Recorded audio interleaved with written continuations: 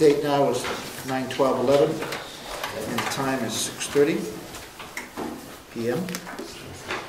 Tom Walton. Present. Steve Mikowski. Here. Ed Nason. Here. Gary Ciccarone. Rick Charette. Present. Jim Freeman. Clifton Camp. Charlotte Coleman. Here. Robert Collins. Here. Ed Comeau. Here.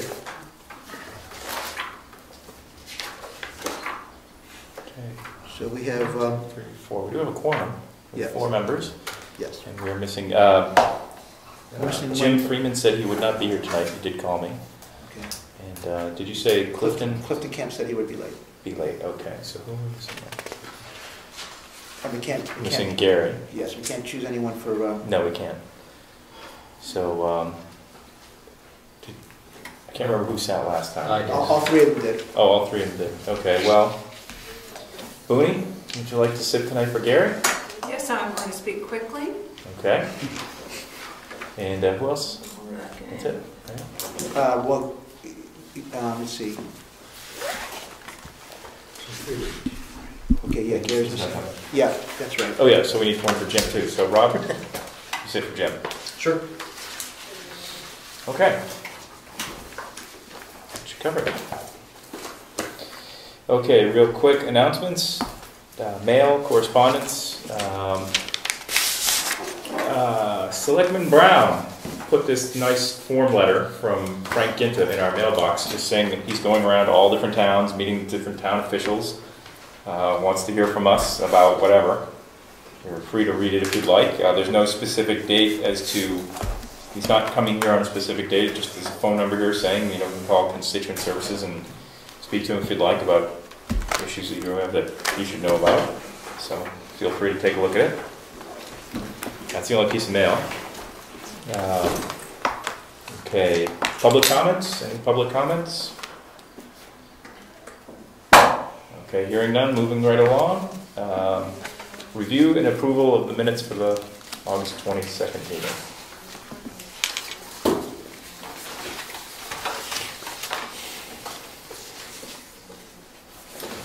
George, just something I'd like to mention on the first page here. Section 3D, it mentions that my computer blew up and I lost everything.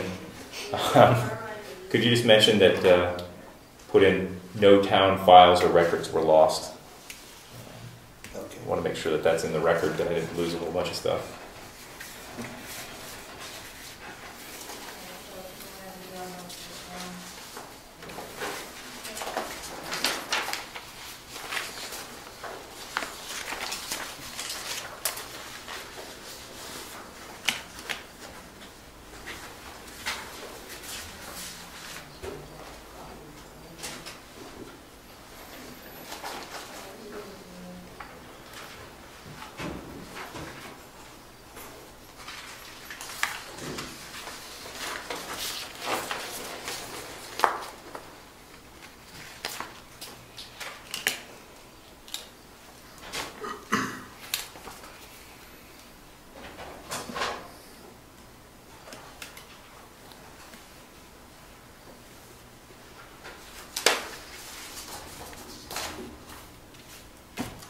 Make a motion to accept the minutes as amended.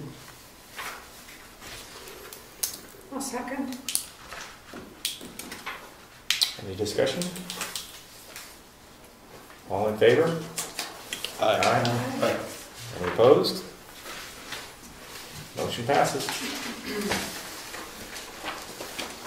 Okay, moving right along.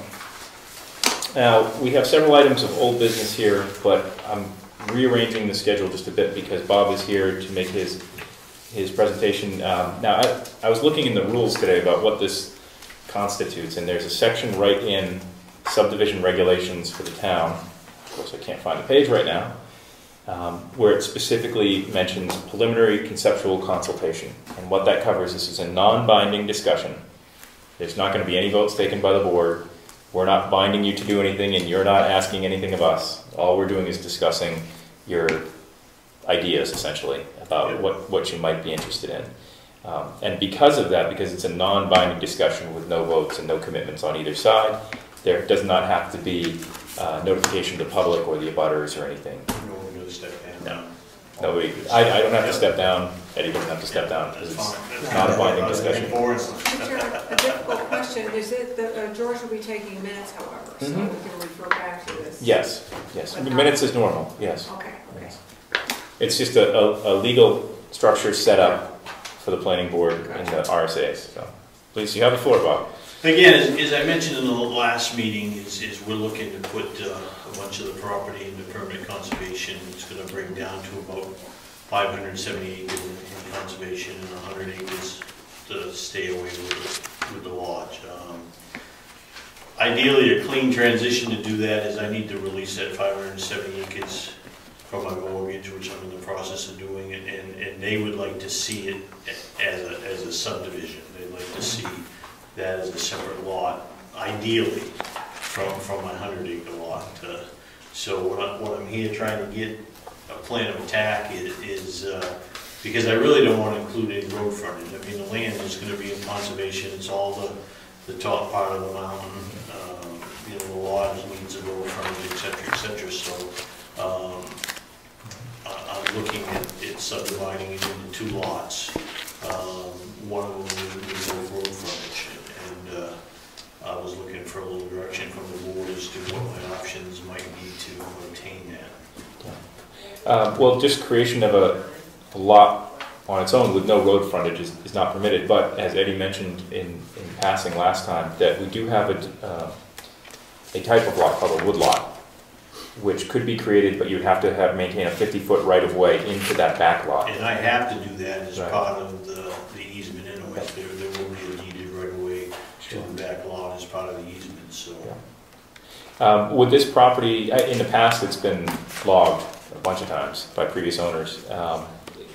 Is that something that could still potentially happen under the easements and all that? Under the conservation agreement, if I wanted to log it, I would have to hire a forester and put 4 plan to them if they would approve it.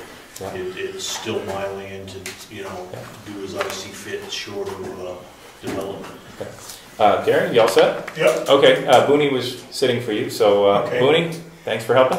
Welcome. Gary's back. Thank you. Okay, Bob, please continue. I'm sorry, didn't mean to cut you off. So, I mean, you know, I could log it, you know, again, I can't just go arbitrarily cut it down. I do have to submit a plan as part of the process with the conservation easement.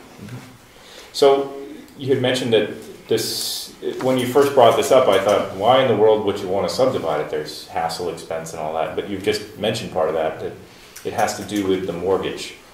Yes, Gary? Excuse me for a moment, can I gather the information? Sure, go ahead. That's all. Is that the whole thing? Yes, sir. Yes. Thank you. So that's I've never had to deal with a conservation easement before, either as chairman or as part of the board. So I mean, this being my first one, seen as a member or an alternate or anything, that's kind of how it goes. Is that you're saying that they would like, in an ideal world, they'd like it to be a separate parcel, separate from your mortgage, so that nobody comes and takes it away, essentially. I see. Even if they did, it would still be a conservation piece that they couldn't go and change once I put it into permanent conservation. But I mean, and again, there's ways to do it around it, but this is the ideal path. This is the path they would like to see, and I'm not against doing it that way as long as it's something that we can get done. Does anybody have any questions? I do. You know, Go ahead. you said they want to make sure that the lot is separate from the mortgage. Who is they? I'm working with the SPNF, Society of Protection of New Hampshire Forest. Fish and Game will be the actual largest player of it. They're gonna be in charge of the. In fact, I'm meeting the person up there that will be in charge of the easement tomorrow. But Fish and Game is actually going to hold title to the easement, not SPNF. SPNF is doing all the work to put it together, but Fish and Game will be the main player. Or is the person who's basically calling the shots? Yes. They're the one putting up the money. Yes, the largest piece of it. Oh, okay. So this is, the group you're dealing with is more than just Spinnif. Spinnif is doing administrative type stuff, maybe some money. Blues Mountain Regional Greenways is involved, fishing games involved, and Spinnif is driving force. Would there be any restrictions on the property that would prevent people from hiking up the mountain or anything like that? No, part of the conservation easement is you have to allow public access. Yep. Does it impact your business in any way? I mean, I know the trails go up through there and the snowmobiles. Not at all.